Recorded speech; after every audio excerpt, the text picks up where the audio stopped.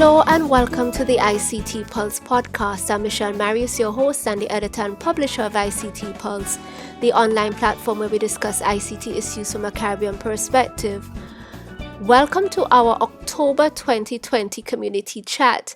I can't believe that we're in the last quarter of the year already.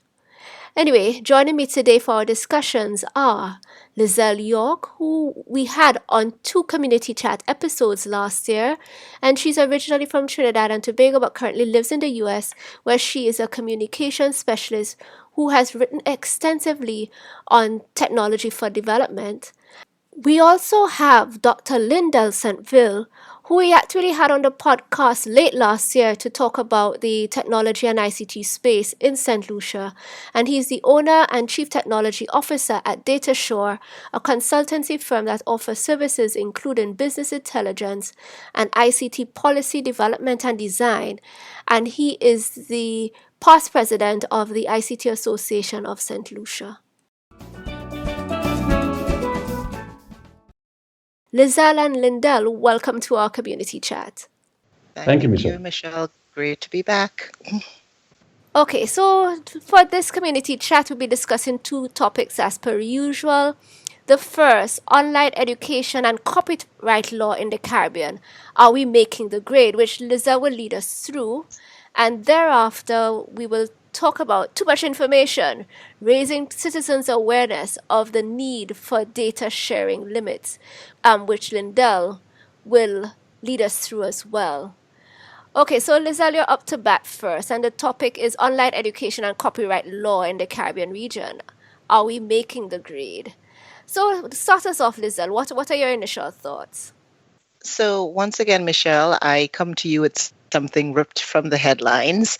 And so 3 weeks ago, lawyers in Trinidad and Tobago sent a notice to the Ministry of Education threatening to sue the ministry and even teachers for reproducing school books to be used for online learning and distributed as learning packages to students who don't have computers.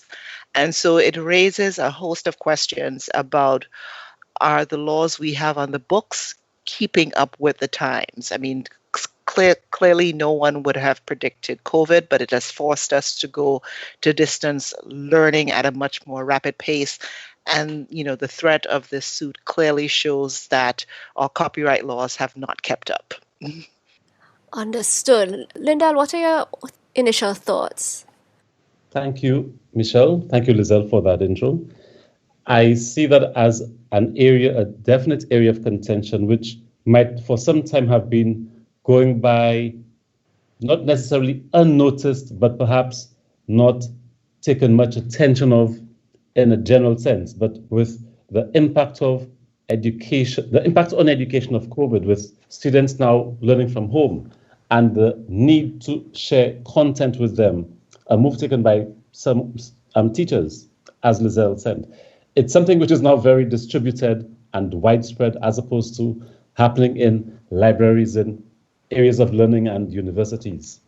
Even though these institutions have their own policies on restricting that type of copyright abuse.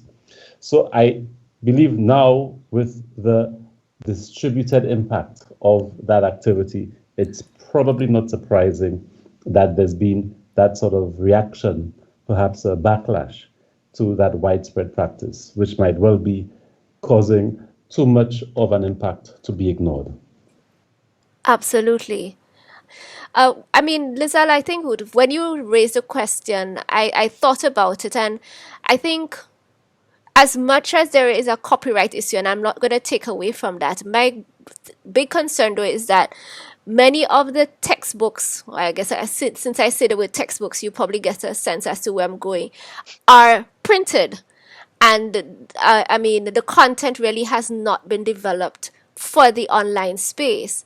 So, I think we kind of caught between the devil and the deep blue sea up to a point. What do you think?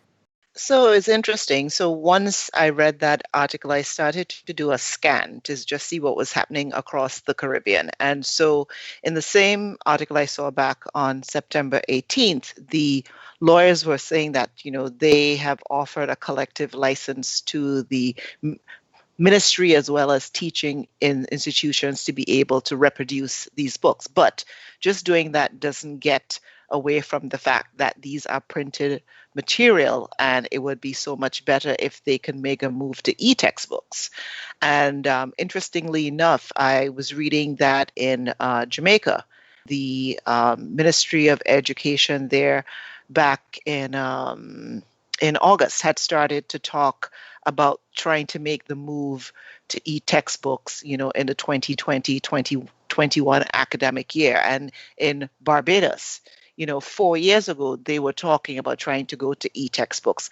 So people have been sort of trying to dip a toe in this space, but they were just sort of plodding along without the big push that they have now gotten from COVID. And it's clear that they're not able to pivot very quickly.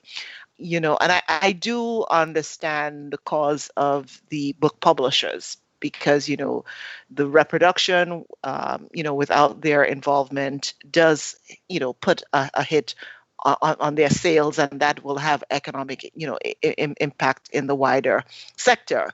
But I think instead of just saying, hey, we will offer you a license to reproduce these things and to share them, I guess, as PDFs, that they should be instead trying to use this as the impetus, to move quickly into the e-textbook space. And so it's a way of thinking. So instead of being punitive, they should have been saying, okay, yes, we recognize this issue, and here's what we're going to do to advance us to the next level. I would agree with that, Michelle. And I would go one step further. It might be that there's a certain tension between the carrying on with business as usual, with school books, those textbooks being sold and used by students, and the potential for those very book publishers to encourage a move from the printed copies to online ebook type content. And what it shows is maybe there's a certain degree of comfort that had set in for some time, because there is a lot of effort involved in establishing the platform and the processes and the technology you need to move from a textbook that each student has to some sort of platform for online learning that the school has to move to pivot to, as Lizelle said. And it shows that that's probably a more difficult prospect than most of us would realize. And one of the impacts of COVID, where there had to be that fairly rapid adjustment to the reality, meant that we were overtaken by circumstances that ordinarily may have plodded along at a much slower pace. So I see that as one of the gaps in our planning processes for making change in a general sense. And that very impact happens in other spheres as well. Look at the impact, going back to COVID, on what we had to do for the social and physical distancing for people who access healthcare and other services, even shopping at supermarkets. So the impact on education has been, equally profound, which brings us back to Lizelle's, topic on how the environment in Trinidad has been stirred up by what has been recognized to be taking place.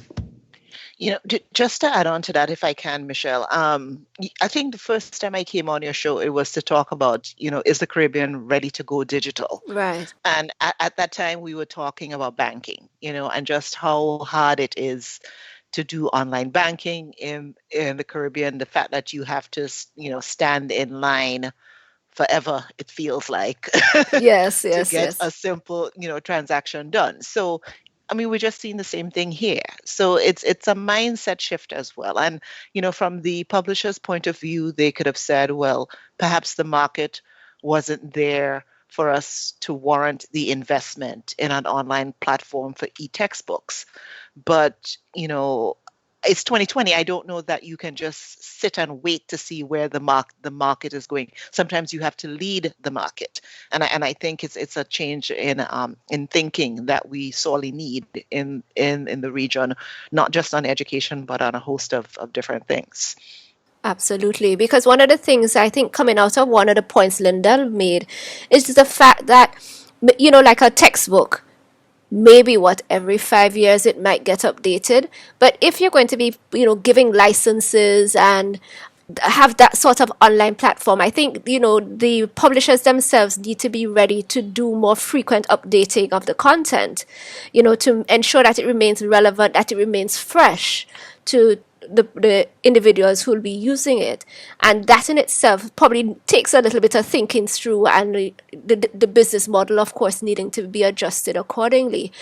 Clearly not an excuse, but maybe something that they need to think about, because I guess it's easy to probably point to a book that is being photocopied, a textbook that is being photocopied. But when the owner then turns to you, in having content online to ensure that it remains current, that it remains up to date, that the examples are relevant to the students, and not necessarily when you probably do, I want to say, a mass refresh, but it probably isn't, because a lot of the content of many textbooks actually remains quite static. It's just that there might be one or two little nuances that could be changed and finessed into an existing In new version. edition. Yeah. Exactly. Hmm. Just to add a little twist to that, one of the other discussion threads I started to hear in TNT was, from teachers who are developing their own lesson plans. Exactly. And then they post it. Let's say their school has an intranet or a Google Drive or whatever resource they're using, to bring all of the content together. And one teacher was remarking that she spent all these hours and her time and her effort and her knowledge to put together her lesson plan, and then her school was just distributing it. Mm-hmm. And so for her it raised a question, well, wait a minute, that's my IP. Exactly. And so there was this discussion going back and forth. So what happens to teachers like that? Is it that they have to become a company themselves, to copyright themselves and then share that content so that they can maintain control and ownership? I mean, this thing is just raising a host of issues that we've not had to deal with before, but it behooves us to move quickly on. It's true. I think, to back up your point, Lizelle, when you have a teacher, if you look at it from a strictly employee-employee type relationship, if we think of the teacher as someone who's employed, now that's not my personal view. Let's be very clear about this. Mm-hmm. The teacher's role I is know where you're going. to put together content for students. That could be an effort targeted at the 30 odd students in the classroom that he or she is in charge of, or in a digital environment, it could be the entire country. If we look at regional integration, that could be the entire OECS or some substantial part of CARICOM, if our leaders allow that level of integration to take place. So I think the impact on that one teacher is unfortunate, but if we look at the potential for collaboration across our region, you may have one superstar, let's say math teacher, called her Lizelle, who might be the one putting together the package of material that the students in her whole country or region might be able to use. And once we start looking at the scale at which we are operating in a digital sense, because you can share an electronic textbook at the push of a button, whereas a physical text has to be shipped around our different territories. So there are certain efficiencies that working electronically must be able to unlock for us. So in as much as there might be licensing issues right now that we rightfully have to discuss and work through and settle, I think looking beyond this patch, there's a larger benefit and bonus that we should be able to enjoy.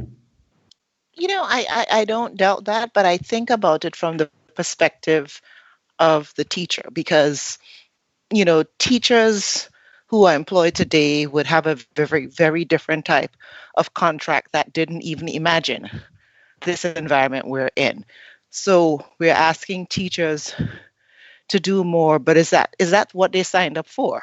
Did I sign up to teach my class, or did I sign up to create content that then will be shared across all of CARICOM? And it's not to say I don't want to help, but do I get compensated for that? Exactly. And sadly, I guess still across the region, there's a sense that the teacher still gets the short end of the shrift. That somehow, because teaching is seen as a vocation, that you should be satisfied with the fact that you are teaching the future of tomorrow, and the compensation may not be fully commensurate with the effort that is required. So, Right. and the knowledge, of course, the knowledge, skills, and effort required. Yeah. So as I said, it's raising a host of issues, and it's unfortunate that we have to be a petri dish right now for this. But I think, again, it's one thing that's prodding us forward and just having to rethink the way we do things. Indeed, and it's not even in a piecemeal fashion. Everything has been thrown up in the air. We've almost had to reimagine and refashion and rethink practically every sphere of interaction which has been taking place among people in a close sense. But the good news, I think, for us is we are not alone. That is the challenge happening everywhere at the same time. Indeed. It is. It is. I will just say one last thing, that there's a woman I follow. Her name is Dr. Leslie Ann Noel. She's from TNT as well, and she does design in terms of design thinking. Okay. And so she did an interview with one of the Trinidad and Tobago newspapers, and she talked about the fact that, yes, we're in turmoil, things are topsy-turvy, you don't expect all of these things, but this is where opportunity can come from. So I think, yes, we're facing all of these challenges, but I think it would be good for us to also say, well, what opportunities can spring from this? How can we create new ways of doing things to address the pain points that we see emerging? And so if that's the only thing that comes out of all of this, I think it would be a good start. Indeed. Agreed. One of the things that sort of came to me with all of this talk about licensing and copyright and so on, I'm sort of thinking, who exactly will pay? Our governments tend to be cash straps. Ministries of education, they do get a fair chunk of the budget, but probably really not enough to do all the things that you hope that our education can do. I'm just trying to think it through. Probably Lindell, give us a sense. Because I was also thinking about, okay, there's going to be the platform of which probably these textbooks and the online learning space, hopefully it's something that integrates the textbook so that you're not skipping from one platform to the other. There are different platforms available, and the compatibility therein then becomes an issue.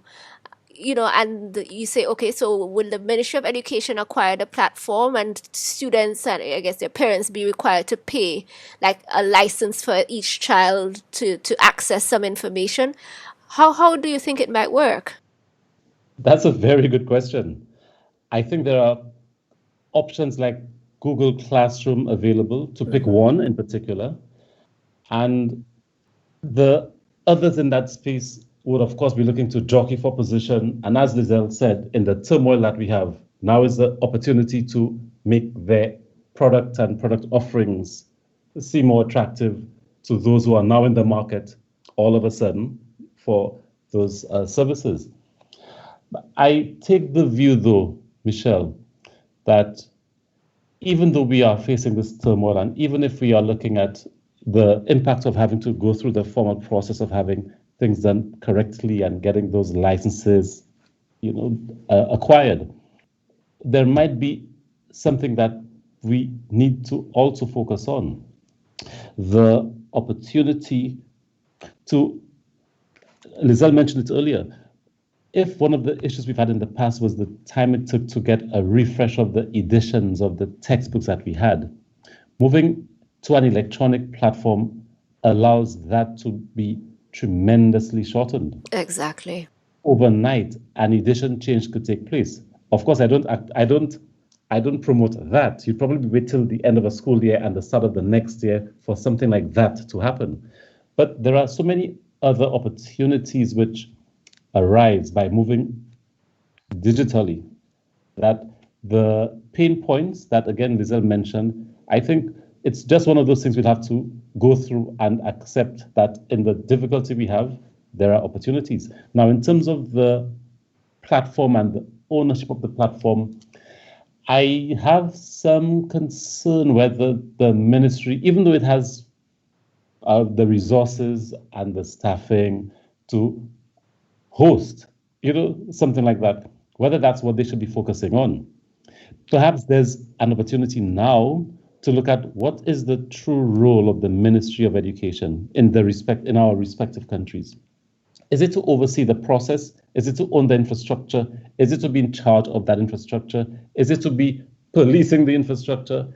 I think if we look at some sort of strategic division of responsibility and the various roles in that ecosystem that we are discussing, we may well find that if, again, let's go back to Google Scholar, if the choice is to go to Google Scholar or one of the other competing platforms out there, and there's a whole commonwealth of learning available, then we may find that it might be a good balance to be struck in shifting the responsibility slightly and looking at whether the ministry is in charge of the content refresh, the management of how the students interact, not necessarily the ownership of the platform. So it's a very good question. For myself, I'm not clear yet what the best option would be, but I could see that being something that would be closely scrutinized. So I can offer my perspective as a parent. So I'm here in the US. I have a teenager, and what the schools do here is that there is a demarcation. So in terms of the textbook, who produces the textbook, whether it's print or electronic, that is clearly the book publisher, And so for the classes that she has, the book publishers provide a link, you get a code, and that's how you log in to look at the book online. So the school system, I guess they pay a license fee for access, but that is all they are doing. All right. And then the whole question of the online teaching tools, whether it's Google Classroom, whether you're in Microsoft Teams, that is a completely separate conversation. So I think,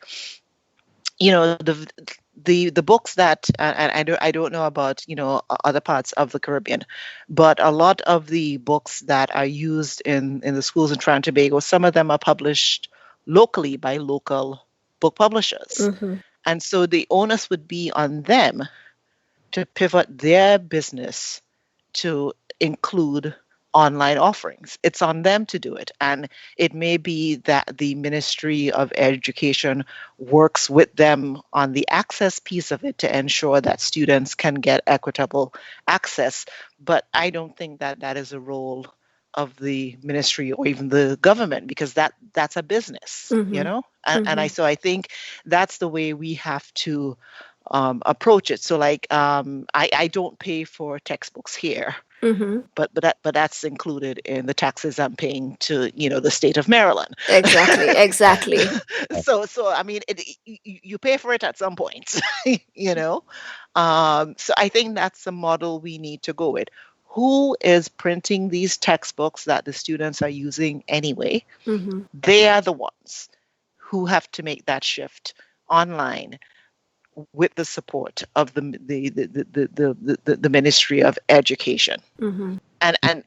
And if, because government can only do so much, and there's only so much government needs to do. They don't need to be in everything. Indeed.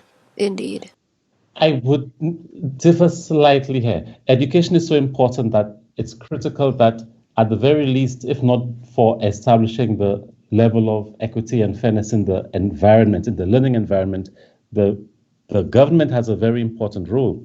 Maybe not necessarily at the level of detail that may have been thought of before. If you look at a textbook, when you buy a textbook and you go home with it, it's yours to mark, to put dog ears on, to lend to your friend, etc.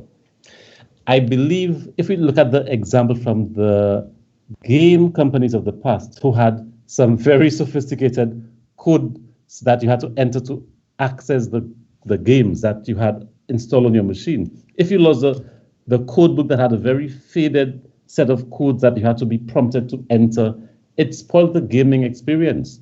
Now, let's move from games to online learning. There is, I think, with the education system, there's the online aspect of interacting with your teachers and your peers online, and there's the access to the information aspect where you get access to content, and there's also the being able to pull down, to download other content that you could browse if you lose your internet connection, etc.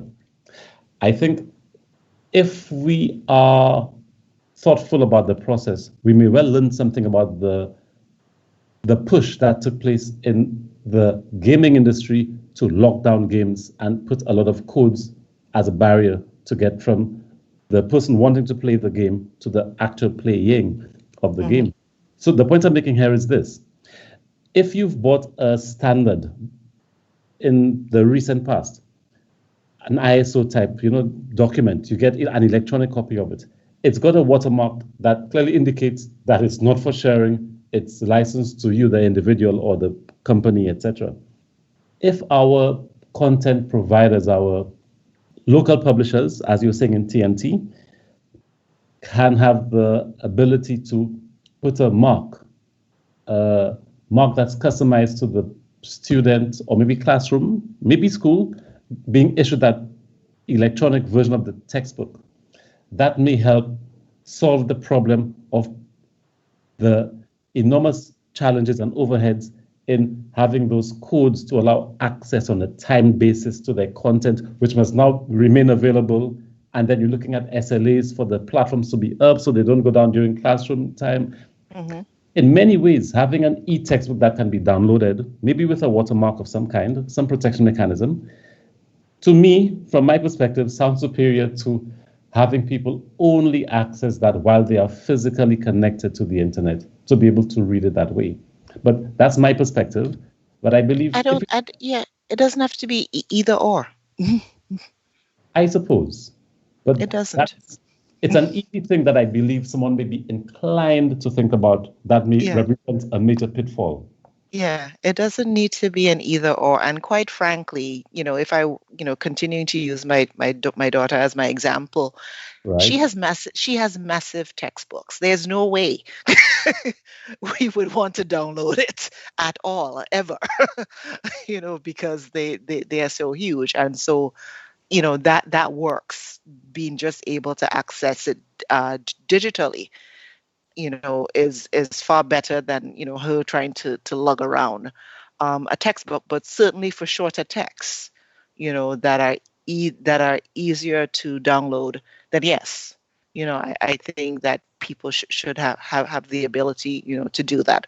Or it could be that they break the book up into chapters and you could, download by chapters. I mean, there are so many ways to get at this, but I think the basic agreement we have to come to is who is responsible for creating and maintaining the content and who is responsible for ensuring equitable access to the content. And I think those are the two things we have to get at. Absolutely. Yeah, so lovely place to now move on to our second topic, which I guess, Lindell, you're up for. Too much information, raising citizens' awareness of the need for data sharing limits. So what drove you to suggest this topic for discussion, Lindell? Thank you, Michelle. It's a recognition and perhaps a reflection of what we probably are exposed to, quite regularly. We may have friends who are fitness fanatics who go for a jog every morning and who proudly show their progress by posting the route that they took to go jogging and their heart rate and showing the statistics of their journey as they went through their exercise routine, which is something to be commended. Somebody's exercising, they're improving, especially now where health is a concern, they're improving their health. That innocent sharing of the 20-minute run, the half-hour run they just had, and putting it on social media, it exposes them in a way that they may not have thought through or envisaged when they clicked that button marked share or upload. If you think about it, if someone is sharing every day their run that they had, you're seeing information that they should not be sharing, such as what time did they leave their house? What route did they take? At what point in that 2-mile, 5-mile run were they at the peak of their tiredness? What blind spots are there along the journey? How predictable is that person's movements? Things that, from a personal security perspective, one should always be conscious of. And the ease with which we can share information of so many kinds, not just information from your personal jogging or exercise routine, that for me is a serious concern. I've got relatives, I've got friends, people who are showing how much they're gaining on their last month's target to run their 5-mile routine. And I think that's something which is being done too casually, and it is a tremendous concern. If you think again of a family going on holiday and sharing a picture quite proudly of the entire family on some lovely beach in Jamaica or Trinidad or maybe even St. Lucia, that family photo shared online is saying, we're going back to pre-COVID times perhaps, but something like that being shared shows that your house is empty because the whole family is away from the house. Someone with evil intent can infer from what's in a photo and now look at ways to manipulate that information to use that for their dastardly purposes. And if I may just sum up, when information like that is shared in real time, not when you've returned from holiday and you then upload all your pics, when such information is shared in real time, I think the timeliness of the sharing, especially the oversharing, is what is particularly egregious because it allows someone quite promptly, quite easily to take advantage of what that information which is uploaded, which is shared, presents. That's a big concern. Yeah, I agree with you wholeheartedly on that. I think, and especially now where people, with the lockdowns and everything, you're stuck at home. You're going to want to share more. So even if it's not the run that you took, it could be some other bit of information about yourself, or you're showing images of what you're doing inside your house. Therefore, we can all see what you have inside your house. Absolutely. Yeah. Or even kids. I think there needs to be a lot of effort on building greater safety awareness, for kids and your teens. They may think, hey, I'm smart. I know what I'm doing online. Yes. But they're setting themselves up for predators and others. So, I agree that, we all need to take a digital step back, if you will, and decide what we need to share, how much we need to share, and when we need to share it. You say that, Zell, in a way that shows or suggests that there's almost a clinical decision-making process. It is not. But you need to start the education somewhere, If I may, Michelle, when you think of parents proudly posting pictures of maybe their newborn, then at 1 year old, you get timelines in a stream of photos that tell you, okay, if the birthday is being celebrated today, then that child was born on X date. You certainly have a piece of information about that individual. when you start looking at pictures of the schools attended and all these other things, you can build up a profile over time. That's how privacy is lost in an additive manner. Each new data point that's shared, that's uploaded, reveals something about individuals. And I think that's the unfortunate aspect about sharing. Once you upload something, once you share something, you cannot so easily remove that from the knowledge that's uploaded online. Your whereabouts, what type of phone you have, where do you go on holiday, what food do you like to eat, what restaurant do you go to eat that food. I understand, definitely. You know what is coming to me, and I take your point completely, Lindell. I think we're social creatures, and we have spoken about how, with COVID, I think people, even if it's just out of sheer boredom, you want to share, you want to feel connected to others. And while you were talking, I was just thinking about friends on Facebook, for example, and the fact that now I think people are curating their lives in such a way. So, those who have gotten married and they're having like the pre-engagement photos or the engagement photos, but it's a photo shoot. It's an orchestrated event. It's not necessarily just somebody took a picture at the time when something happened, and Correct. births and those sort of things. So I definitely agree with the fact that all of the bits and pieces of information, probably almost regardless of whether or not they are shared in real time or not, you're creating I guess, the narrative of your life, and so people are building up a certain amount of knowledge about who you are and your environment. True. But I recognize that one can do too much, but I wonder though that to try to manage all of that, we probably wouldn't share anything at all. And I'm just wondering whether or not, that is the pendulum swinging back too far. What do you think? And then Lizelle. Okay, I think to a certain extent, especially for those of us who've been sharing information for too long, in some respects, the genie may be out of the bottle for the most part. Because once you've shared in the past your birthday online, that's your date of birth revealed. If there are certain things you've already shared, then that's it, in the sense that you cannot unshare that which is already well known about you. So I think the onus is on moving forward. How do we, as Lizelle was saying, how do we exercise greater caution and prudence in what is shared and when it is shared? And if you look at the ability for information that's embedded within what's shared, let's take a photograph. Nowadays, people take their photos with their mobile phone, and it's so easy to click a button, share, and it's uploaded for the world, perhaps, to see. But that photo may contain details such as what type of phone do you have, what model, what was your geographical location, where were you at the time when that photo was taken, what was the date, what was the time.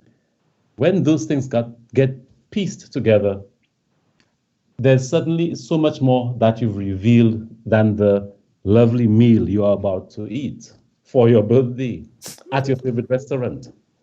And that's the problem. Yeah, it is about managing what you put out. So, for example, as I said, I have a teenager, and I do not post her picture online. I do not post Her her name name. online. Mm-hmm. You will never see it on anything I post ever. And I just refer to her as Mini Me. And as a result of that, I have run into people who are, when they meet us, they're shocked to know I have a teenager Right. because I say absolutely nothing about her. And I think, as parents, we have to exercise that level of caution because we don't know, as you were saying, where the information we post about our kids will end up. Here in the States, there have been examples of people. I doubt this would happen in the Caribbean, but we like to follow fashion in a way. But there was an example of somebody actually pulling a baby photo from somebody's Facebook feed and using it in a fundraiser for something else. Mm-hmm. when you put your information out like that, as you're saying, Linda, and you leave yourself very vulnerable. And for me, now is a good time to to start to talk to folks about what's the way to share going forward, because as you said, once it's out. you know there is no way to unshare it. You have True. a digital footprint that's out there somewhere. So the And question a lot of us face now is, what is my footprint going forward? Lizelle, I think it's even worse than you've put out there. And you're right. What you put out is important, but here's the critical thing. Because your information is lost in an additive manner, if your daughter ever posts a picture of herself and her friends celebrating, say, graduation, all your efforts for all that time I are know, we totally not. irrelevant. Yes. If her friend posts a picture of her, then all your effort, well, much of your effort is eroded in that one action. So it takes a combined, consistent effort to maintain some of that. And I fear, given the challenge, it's probably a losing battle. In a way it is, but I think we still need to make that effort. So a friend was sharing just a couple of days ago that one of her daughters was on this chat where these group of teens meet and they talk to each other about a variety of stuff. It is recorded. The thing is automatically recorded and can be shared. And I'm like, doesn't she see the issue in that? I mean, she's quite young now, but in 10 years, when she's trying to find a job, when she's, doing all these things, you have a record there. And so I think we have a generation of sharers now, Yes, who see nothing wrong with it. I'm just being social. And it's how do you get at them, you know? Because a lot of them could be setting themselves up for a very hard time, like in 10 years. absolutely. And I think it's a false sense of security sometimes that, the social networks sort of evoke, because you think that you're just talking to your friends, and we forget the fact that these are businesses, and the currency of the business is the content that you are sharing, all of the pictures and the videos and the chats and so on that are going on. All of those are being mined in various ways, far less when you add on the other people, intruders, on into your network, your account, that are going to use your content for nefarious purposes. In being on some of these platforms, part of the terms and conditions is that they have the right to mine the information that you're sharing, the content that you're sharing. That's right. Hmm. In effect, Michelle, you are the product. Yes. And I will say, as a social marketer, I do take advantage of those products myself as well. But But you made a point earlier about those who are the generation of sharers, the digital natives who have grown up with the internet, and it's this wonderful, fabulous tool that they have access to. It's probably one of the last things on their mind when they go about using that tool. I think those of us who grew up and saw it evolve and saw some of the news stories about the leaks and the hackers getting trawls of data taken, etc., we might be more cautious because we've had to grow up with it and assess it that way. When you grew up with it there, you perhaps don't think of it in that way. It's like somebody growing up now with the internet. It's always on, it's always connected. I am old enough to remember when you had to dial up to gain access to the internet. oh my. Yes, yes. And you would hear the screech of the modem as it, did the negotiation before you got a slow connection. Right. So I think that's a point I'm trying to make, that the digital natives of today have a different take, a different perspective on what it is that we are talking about right now. I think that's true, but I also just wonder whether it's just the ignorance of youth, because it's more a question of the choices that you make and then them coming back to bite you in the future. The fact of the matter is that, I think we have seen, especially in the political arenas, usually outside of the region, the things that, some of political officials or elected officials have done, coming back to bite them in the butt 20 years plus later, when they're seeking high office somewhere. And it often is a photograph, or something from the past that shows them up. It may not necessarily just be recollections of the individuals around them. The thing that is happening now is just that, one, we probably are volunteering a lot more information, and a lot of it is just being put online. It's not necessarily, in somebody's photo album or up in an attic somewhere in the photographs that we used to get from the Photoshop and so on. They're now online for everybody to see, and it's difficult for it to be completely removed from that space. It will be interesting, like how in Europe there's the law to be forgotten. I wonder, whereas in the US they fight it. I wonder if that is something that would ever get to a region like ours that says, hey, internet, I want you to forget me. The sad thing about that is, if I've been trawling, your data for 10, 5, however long, even if that thing is deleted, I still have it. Exactly. Well, exactly. Well, you're referring to the European Union GDPR, and it does apply wherever the data subject lives. And that's what makes it so powerful. It gives real rights to those covered by it. Correct. If you abide by those regulations, then you would not keep hold of something that you upheld that you would delete in forgetting the person. I mean, if we take someone who's abiding by the law, you do what the law says. If you subvert the law or keep your own copy separately, although you claimed you deleted it, then let's treat you as a rogue, which you are.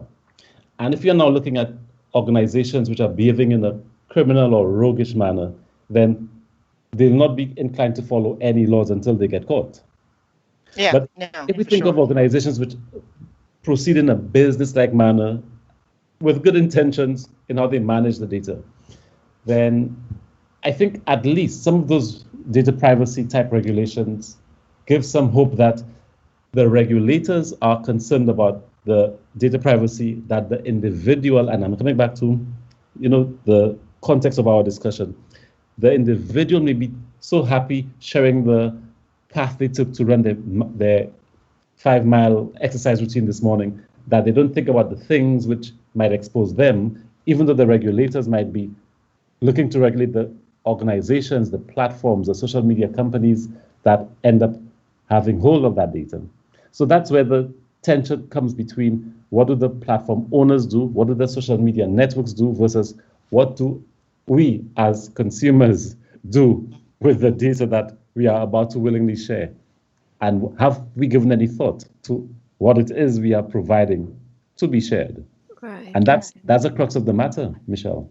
But I think also, just going back to Lizelle's point, because you mentioned key parties, but the point though sometimes is that when you put it out, put information out, you're not sure the people who have access to it in terms of your followers, your network, even sometimes people who are not necessarily directly in your network, what are they doing with the information that you have shared? Because the thing though is that, yes, the GDPR might and similar laws, data protection laws, where things like the right to be forgotten might obtain. Yes, the platform might delete the content that they have on you, but if somebody has been tracking you for years or months, so every time you post something they download it, or they make a note of it, then Right. that is not touched by GDPR for all intents and purposes, because this is somebody who has been trailing you for a while, or using all of what you have shared to develop some sort of profile of you and your family or whatever it is. So it's something to think about. Yeah, so it all comes back to data being smart, about what you put out there. Like I have one of my coworkers is not on any social media platform at all. If you search for her online, you barely find her. And that is by choice, you know? So I don't know that we need to be that extreme. That is it. I was thinking a similar thing. I don't know that we need to be that extreme, but we all need to practice more caution in what we're sharing, just because you don't want to have your information out there. And also, sometimes everybody does not want to know all of that information about you in the first place. So it's trying to be more judicious. And the digital natives that we're raising right now, I mean, I think that's where the work needs to happen, because they are merrily going along their lives, Absolutely. doing whatever and not thinking about the consequences. One thing I This, want to just say uh, before you jump in, Linda, because I know I certainly take the point. I mean, I am mindful about what I share personally, but if I can't find you a footprint of you, especially let's say a professional footprint of you, I get a little suspicious. So, I even Hmm. wonder, there is a balance that probably needs to be sought at some point. That, maybe your personal life, but your professional life, there's something I think that we live in a digital age. So being completely anonymous may not necessarily be a good thing either. True. I agree cautiously. Um, I'll share, it's not quite funny, but it's a little bit funny. I worked in the UK in a health trust, and we were looking at patient level data, and there were issues with some of the data records that we were trying to process, and there seemed to be some element of duplication. So fortunately, there was a number for that particular individual, and we got to contact him, I think possibly through the service that he had been treated by. Or it might have been directly. It's been several years now. The individual, when he was contacted, admitted that he was on the witness protection program. So what Oh. we saw as duplicates were in fact, they were in fact duplicates. One was his old record, one was his new record. And it was a source of consternation that someone would share that information over the phone. Yes, I am on the witness protection program. Therefore, the info you have of me that appears to be duplicate, it really is. That's something you do not want to know. That's something that they should not have been sharing. And it goes back to the whole crux of the matter. We need to regard what we share as something that's valuable, if not potentially usable by those who may not have our best interests at heart. But it takes a certain level of consciousness to keep that mind frame.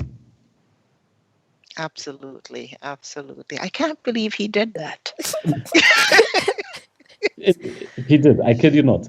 But if we go back to not having a profile and what that might mean for those who are wondering, how come you don't have any digital footprint? What does that say about you? Mhm. Let's bear in mind that Facebook has admitted that they collect info on people who are not on their platform, so-called shadow profiles. So there's information inferred about others who are not active on their platform that gets accumulated. And you can't blame them if in every other photo that the two of you, that's Lizelle and Michelle, post, there's a third person who's not explicitly named. That information exists somewhere. But your point, Michelle, I think is a solid one, that there may be some value in having a profile that you carefully control that says what you would like said about you online. And some social media platforms are well suited for that task. If we take, for example, for people wanting to share things in a fun, friendly manner, maybe Facebook might be the thing to use. For others, it might be Twitter or Instagram or even LinkedIn for professionals. So I do agree that not having a digital footprint, not having a social media profile may look questionable in this day and age. But some people's choice may just be to live off the grid, to be unplugged in that sense. Could you hold it against them in that sense? Not really. They'll just look odd if the majority of those around them. something. No, because I will say to you honestly, the first time I meet anybody, I Google them. It is the first thing I do Absolutely. because I want to know who you are and where you're coming from. Yeah. And You know? And I think more so in this time when maybe you're not meeting people face to face. So you jump on a call and there are people, and while I'm listening to the conversation, I'm Googling people, you Oh right. know. yeah, yeah. I Google myself because I Mm-hmm. want to know what's out there. Mm-hmm. You know? So I think it's important for us to like watch how we're sharing and then just try to take back a little bit of our privacy. Well said. Well said. It's a smart thing to do. I think, the appropriate thing to do. Although there's a trend I've observed where people seem to be looking to get the most likes they can by posting things which are borderline objectionable, if not well over the border. And there are all sorts of people who use those tools that we have. And in the unfortunate race to get more and more attention or more and more likes, they might put little attention on what it is that they are sharing to get to that point. Yeah, and I mean, and that leads to a whole other issue that we may want to explore. The fact that a lot of times the digital image that people create is not real, Mm-hmm. and then that has an impact, on other folks as well. Who are saying, I can't keep up, with whatever digital image, you've put out there. I just think that the whole online world now is just changed so much about how we view ourselves, how we view others, how we interact with each other. It's just very different. But the genie's out, and it's a question of how we move forward from here. Absolutely. Okay, folks. I mean, we could probably go on and plumb the depths of image and image management on social media and online, and the extent to which that is being manipulated, and certainly we have moved from probably too much information to the point where we are being manipulated by others based on what they're posting online. But I think we need to leave that for another conversation.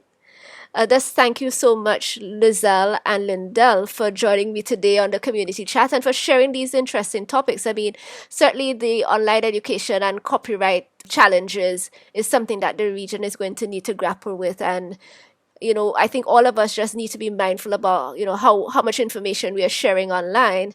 And certainly, as you said, Lizelle, ensure that we are equipping, the upcoming generation to be a little bit more prudent about what they're sharing, just in case they make some serious missteps that can come back to haunt them sometime in the future. So thank you so much again. Well, thank you, Michelle, for having us. Lindell, wonderful to meet you. I hope we'll have another conversation together. I hope so. Thank you both. It's been a pleasure. That's it for today's episode. Thank you so much for listening to the ICT Pulse podcast. You can find links to some of the things we talked about on our website, ict-pulse.com. If you like this episode, please show your support by leaving us a review on iTunes, as it will help others find the show. You can email us at info@ict-pulse.com or drop us a note on our Facebook page, facebook.com/ICTPulse, or via Twitter @ICTPulse. We hope you'll join us again for our next episode. Take care.